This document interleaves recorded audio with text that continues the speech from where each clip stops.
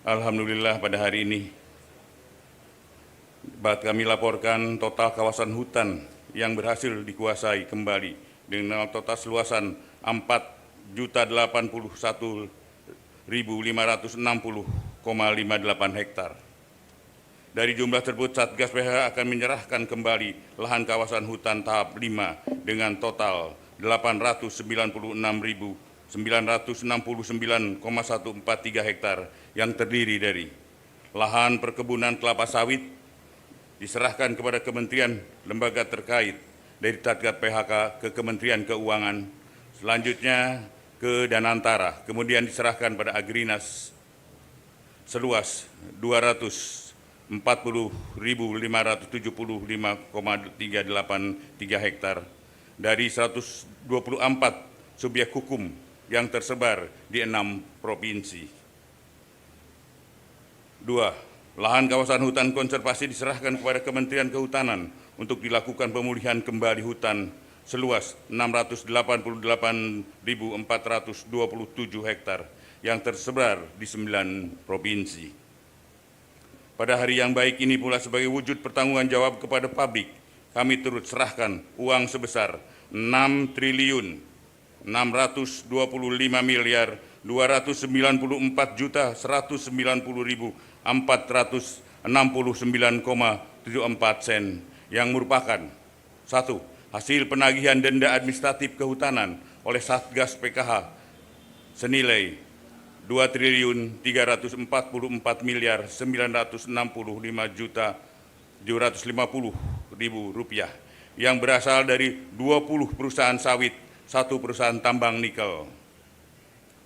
2. Hasil penyelamatan keuangan negara atas tindak pidana korupsi yang ditangani oleh Kejaksaan Agung senilai 4.288.329.469 rupiah 74 sen yang berasal dari perkara dugaan tindak pidana korupsi dalam pemberian fasilitas ekspor CPO dalam perkara impor gula dan perkara impor gula. Bapak Presiden, hadirin yang saya muliakan, untuk tahun 2026 terdapat potensi penerimaan denda administratif pada sawit di tambang yang berada dalam kawasan hutan dengan jumlah sebagai berikut.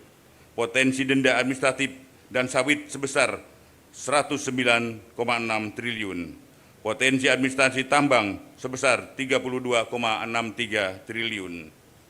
Bapak Presiden, hadirin yang saya muliakan, dapat kami laporkan juga berkaitan dengan percepatan pemulihan Taman Nasional Tesonelo, Satgas PKH telah melakukan berbagai langkah strategis untuk melakukan relokasi penduduk sebagai berikut.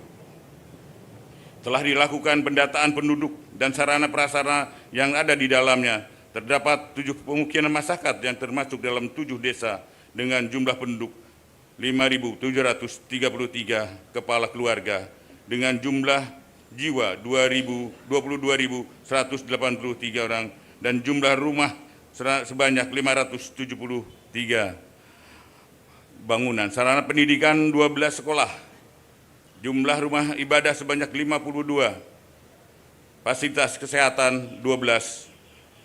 Selanjutnya jumlah kepala keluarga KK yang telah didaftarkan untuk mengikuti program relokasi sebanyak 1.465 orang, 65 KK. 3. Telah menyiapkan lahan hasil penguasaan kembali seluas 8.077 hektar untuk merelokasi penduduk kawasan TNT. 4.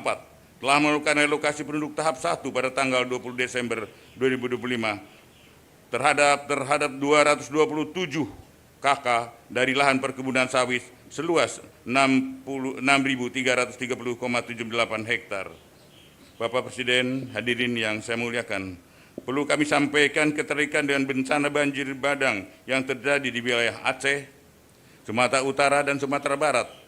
Satgas PKH telah melakukan identifikasi dengan temuan yakni sejumlah besar entitas korporasi dan perorangan terindikasi kontribusi terhadap bencana bandang, dan Satgas PKH telah melakukan klarifikasi terhadap 27 perusahaan yang tersebar di 3 provinsi tersebut.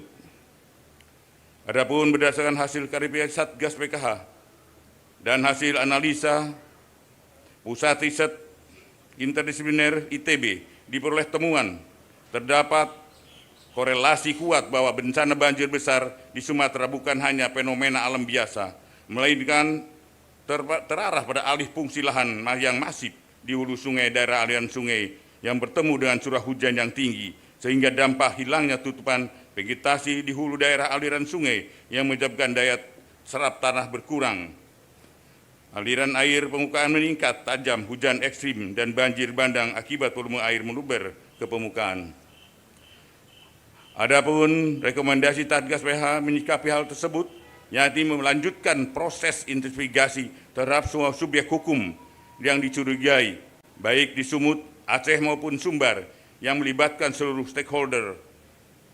Satgas PKH, Kementerian Lingkungan Hidup, Kementerian Kehutanan, Polri guna menyelamatkan langkah menghindari tumpang tindih pemeriksaan dan percepatan penuntasan kasus secara efektif sesuai dengan ketentuan hukum yang berlaku.